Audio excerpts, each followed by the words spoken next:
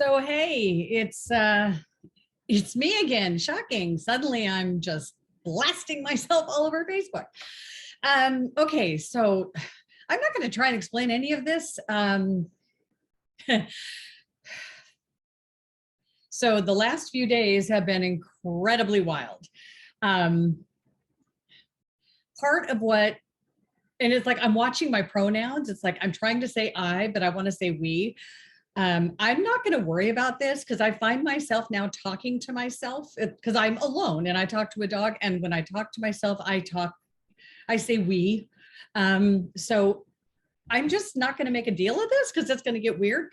But all I know is we come here to get through stuff.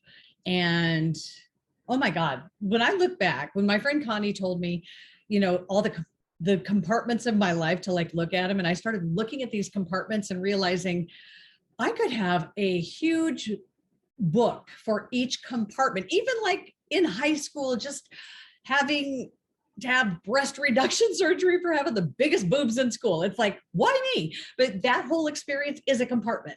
So I got through it and I moved on. So that's why everything that I've been saying has been the way to make this life spectacular is every single one of you right now, you're in a story. Everybody is in the middle of a story. You might have a few different storylines going on at the same time, but it's the ones that give you that, just that uneasy, that angsty, that, oh no, you didn't, whatever. That feeling, that is the ones you need to get through and move beyond them. So what has happened to me over the last, I don't know, 40, I don't even know how long it's been. All I know was when I had this relationship with this guy for 27 years. And when you're in the middle of it, no matter what story you're in the middle of it. You can't see it. You can't. And so what I have been gifted with is these little mini life reviews that they give me. It's where I get to see it. I get removed from the situation and then I get to see it, not as an outsider because it's me, but it's like you get to see it and realize that from where I am now vibrationally, say I'm up here and when I met him, I was down here and I lived like me, well, like that. So now I got to go back and see and feel all the things that were happening, all the times he didn't have my heart, all the times he shit on my heart. And then it was just like, I was just going through. It was like, oh, more frustration, more anger, more I hate you. But now looking at it, it's like, from this perspective, it's like, there's no way in hell that would be anywhere I would be near ever. So looking at it now, it's like, oh God, I mean, it was so sickening. Once I saw, it's like looking at it from where I am now, it's like, no way in hell would I stick myself in that situation. But we don't ever get to experience that. And that's why getting to this place to where these little miracles happen to help us literally. And I was given a lobotomy. Literally, I was like thinking, is this man ever going to be out of my life? Is he ever going to stop? And it's like I was using it as like he's an arsenic drip. It's like constantly just, and it's the little things he doesn't do that, it's like it's like, why did I keep going back expecting a different result? And that is like, that's when we have to wake up. It's like, nothing's changing. He's not changing. I had to just, so I was expecting a different result. And of course I'm not going to get it. So this is what I have been trying to preach, is getting through a story. When you get out on the other side, then you can look in. So any of the situations you're in right now to where it just feels a little off, a little icky, your gut is telling you to get the heck out. It's telling you for a reason, because you're stuck and you're not moving on. So get the heck out, get out of whatever situation, even if you have to do it for a minute, but then when you're out for that minute, give it the time to look at it through another lens and you won't go back. So it doesn't matter what it is, a work situation, any situation, it is a story. You go through these stories throughout your life and you need to move on. You got to get through them. You got to get through the other side. And then you could see it, say like, holy cow, what was I thinking? And that holy cow just opened up a whole new world for you. So we're going to be doing videos where we don't have a topic, and I keep wanting to say Cari, but well, I want to share how this even started. Just this whole process. I want to tell you how I went from curious to surrendering and to following guidance and to following this path. And yes, this path does change your life. It does change things. So if you have all these little situations that you just want to keep all wrapped around you because they're comfortable or you want to control them, you're not going to go through this. You won't experience this because you're trying to control your world and you can't. Because another thing you may not know is all of this stuff that happens. First of all, we pre-plan all of the big stuff. We have pre-birth planning. So we have meetings, we know what we're doing. So all of this stuff that happens to you, you planned to experience it and to go through it. So we planned all of these meetings. I planned on being with this guy. We planned on having that child. All of that is planned. We have all that planned. And then it's what we do when we're in it and how we go through it. That's how we, how long we want to last. I lasted almost 27 years.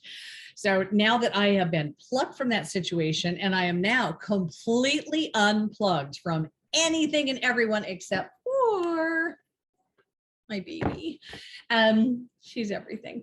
So I'm going to share like how this all happened. And it's already all written in my books. I mean, my books have been written. I just keep getting more that I'm adding to them. But I'm going to really launch 2 books almost back to back and explain all of this, and especially the story of where this started, which I went to Sedona in May, Mother's Day, May 2021. And I went there seeking clarity, and I went there completely in surrender and open, and I got it. So a lot more I'll be sharing. Oh, I'm sharing it all. It's like, I'm not a video person anymore. I don't like to do this stuff. And obviously I like to try to be professional about it, but content. I'm learning. It's all content. All right. There will be more later. Thanks. Okay. This is part 2. Obviously took off the sweatshirt. It's pretty warm outside. So the main point she was trying to get to, but didn't, was in 24 hours, she was able to completely remove the need, the want, the anything to connect with her ex again. It's like, we are so enmeshed in this world with, we cling to each other, we poke at each other, we have contracts with each other. And I'm not talking pre-birth. I'm talking, divorce and child and all this stuff. If we only all went from our gut. So now it's like, since this moment, since this whole experience where I was able to look at it and go, I mean, it's just like you see it all, like, and you're watching it like it's somebody else, because it's so shocking, especially when you are so different than the person in that movie. And I'm like looking at it, oh, it's just like everything about it makes you go, oh, about yourself. But so I want to teach you how to do this, how to get here, because once you get through it, as I have, and my seeing these little movies, it has helped me. But I know we all have the ability to do this stuff. Believe me, if I could do any of this stuff, y'all can. Okay, y'all can, because we all can. Now, so what I was able to do was, after 27 years of memory, of thoughts, like when I left Craig, I was with him for, I don't know, say 6 years. And it took me almost 5 years to like, whoa, I want him, but I don't. I want him, but I mean, it was like mourning the loss, but I would have gone back, but I wouldn't, because it was like, I pushed out my comfort zone to leave him, and there was no way I was going to suck that baby back in. So with Craig, it was drawn out. With John, it's like, I've had so many, 27 years, it's a life, I have a child. But now that I was able to see it through this other lens, it's like in the flip of a switch, it's like literally, it's like, I'm not carrying it anymore. There's no cancer causing agents in my body on carrying any thoughts or memories from something that was so just not where I was supposed to be. But it was, I was supposed to get there, was supposed to go through the motions. Was I supposed to leave early? It's all free will when you get to that. But I am gone. And now the switch is flipped. So I'm not thinking yay or nothing. I'm not thinking I hate him. I'm just like, it happened. He's my past. It's like, there's no feeling, there's no connection to it. This is where you want to get to. That way you're not holding on to the stuff you're dragging behind you.